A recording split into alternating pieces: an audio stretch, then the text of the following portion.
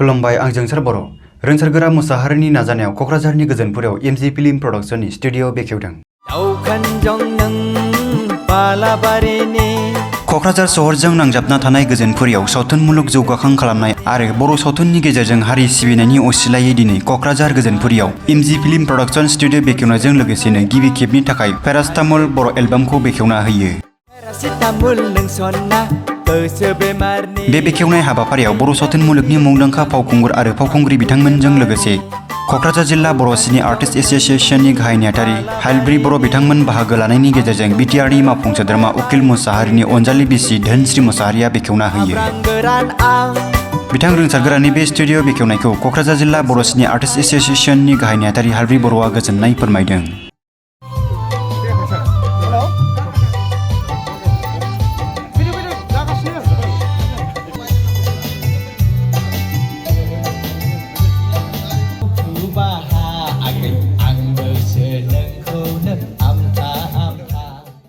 खुलुमबाय बयनिसिमबो जासिहरग्रोनाय थाबाय। जोङो बे बुहुमाव हारि सिबिनांगौबा बे गिदिर बुहुमाव जोङो गोरलै नङा आरोखि हारिमु बिथिङैबो जोङो नायनांगौ आरो बाख्नायनांगौ। बेनि उनावबो आरो जोङो लाइमोनफ्रा हानजा हानजा सुरनांगौ आगानसे आगाननैबाबो एसे एनैबाबो जोङो हारिमुखौ सिबिनांगौ आरोखि। बेनिखायनो जोङो मोनसे टिम दानानै लोगोसे आंजों दा दं प्रडाक्सन मेनेजार आरो आंजों लोगोआव फैदों प्रडाक्सन मेनेजार सासेबाव जयै जोङो मोनसे हानजा सुरलांनो नागिरदों। दिनैहाय एसेयावनो एसे जाफुंनो हाबाय। जोङो प्रडाक्सन हाउस दाफुंबाय आरो भिडिअ मोनसे दोंसे बेखौ रिलिज होनो जोङो हाबाय जाफुंबाय। भिडिअ जाहैबाय बियो पेरासिटामल होननाय नायबा नोंसोर मिन्थिगोन आरो बुजिगोन आरो गोगोम इन्टारेस्ट। आथिखालाव बियो जोंनिनो फार्स्ट आरो प्रडाक्सन हाउसआबो दिनैनो फार्स्ट अपेनिं हिसाबै दिनै फार्स्ट भिडिअ रिलिज खालामगोन। जों नुनो मोनदों नंगौ गोगोम गोजोनगोन आरो जोबोद मोजां मोनदों आंबो नोंसोरबो मोजां मोनगोन। जे इयुन समाव नोंथांमोना बे स्टुडिअखौ जौगानायनि थाखाय आरो बे प्रडाक्सन सेन्टाराव मा दिहुननायनि थांखि लाबावदों जायो? जोङो आरोबाव नैबे एलबामखौनो मोनसे फैगौ साननै सानथामसोनि उनाव जोङो दिहुनबावनो नागिरदों आरो बेनि उनाव फिल्म बेखौ दिहुनगोन आरो। स्पेसियेलि बे मिउजिक भिडिअ बेवहाय सोर फाव खालामदों आरो सोर देंखो होदों? बहाय जोंना जाहैबाय गोदोनिनो फुराना आर्टिस्ट फ्लिमजित गयारि आरो जोङो गोदान सासे दिखोदों बेनि मुङानो जाहैबाय नबनिता बसुमतारी।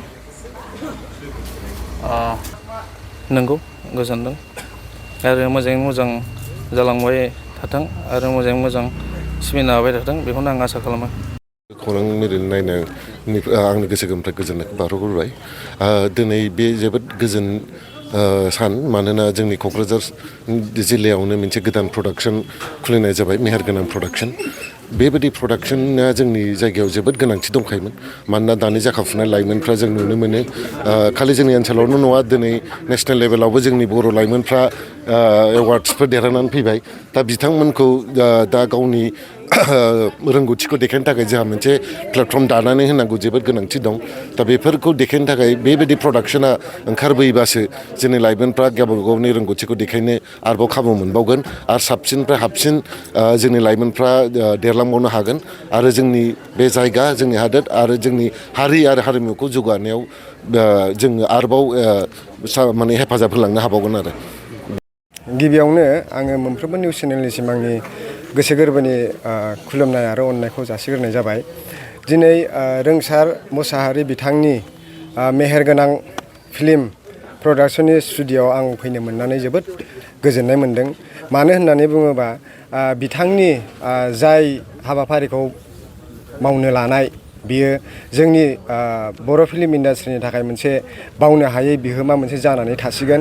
मानो होननानै बुङोबा जोङो दिनै मोनसे प्रजेक्ट लानाय लोगो लोगो मोनसे सिनेमा खालामनो लानाय लोगो लोगो मोनसे मिउजिक भिडिअ खालामनो लानाय लोगो लोगो जोंनो स्टुडिअ'नि गोनां जायो मिउजिकनि गोनां जायो मिउजिक डाइरेक्टरनि गोनां जायो जोङो क'क्राझार डिस्ट्रिक्टआव बियो एभेलेबेल नङामोन दिनै बिथाङा बे फिल्म स्टुडिअ'खौ खुलिनाय लोगो लोगो जोङो स्टुडिअ'नि आंखालाव बङाइगाव थांनो हायाखै गुवाहाटि थांनो हायाखै जोङो दिनै जोंनि दरखं मोखाङावनो मोनसे स्टुडिअ' गोदान खुलिदों जों बेवहायनो फैनानै जोङो गोरलैयैनो जोङो खामानिखौ मावनानै फोजोबनो हागोन बेखायनो आङो बिथाङा बेबायदि मोनसे गोथार हाबाफारिखौ लानायनि थाखाय आङो बिथांनिसिम रोजा रोजा साबायखर हरो आरो बिथांनि बे मोनसे गोथार हाबाफारियाव आं बुंनो लुबैयो जे बिथाङा मोनसे बेखारनि जेंनाखौ सल्भ खालामदों माबा मोनसे जेनेबा हमनानै ला 100आव 20% बा 25% मानसियानो फिल्म इन्डास्ट्रिजों सोमोन्दो जानानै दं जोंनि बर' समाजाव जाय बिथांमोना माने सरकारि साख्रि नङाबाबो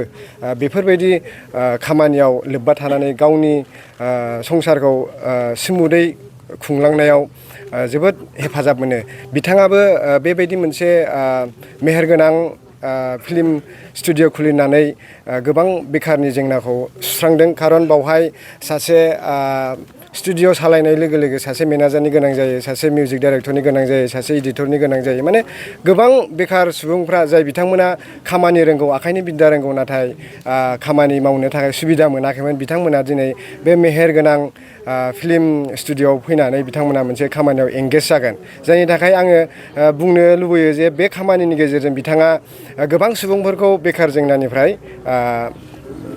रैखा खालामसिगोन दावखानजं नों बालाबारिनि आंखौ नोङो होमारबाय मैदेर मुहिनि हाब्रां गोरान आं दैमा गाथोननि थरसे अन्थाइ आं हाजो गुदिनि पेरासिटामुल नों सना गोसो बेमारनि हैना मुलि नों आंनि थांखु थेमानि